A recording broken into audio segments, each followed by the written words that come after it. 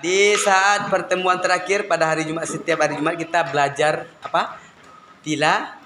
Irama tilawah.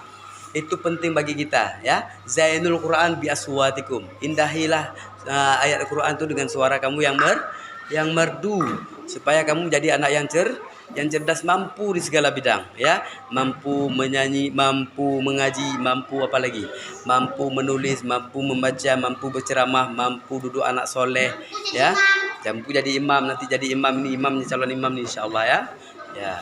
Jadi setiap hari Jumat selepas mau pulang sekolah itu kita belajar sedikit aja irama tilawah supaya kita pandai bertilawah ya.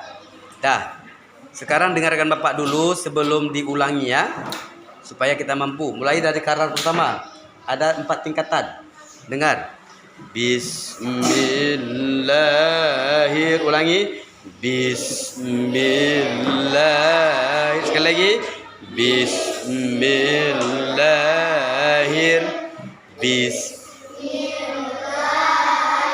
Sekali lagi. Bismillahir. Bismillahir. Bismillahir. Bismillahir.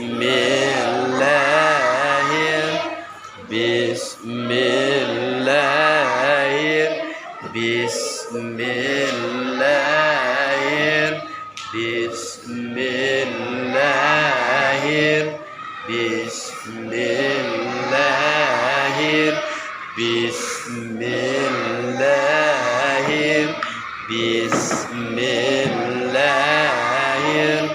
Bismillahir. Bismillahir. Bismillahir.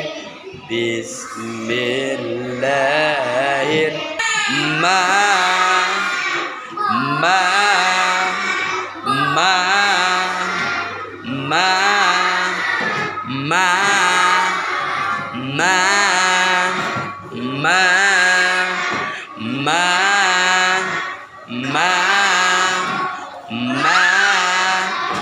ma ma nir nir ma nir ma nir ma nir ma nir ma nir. Bismillah.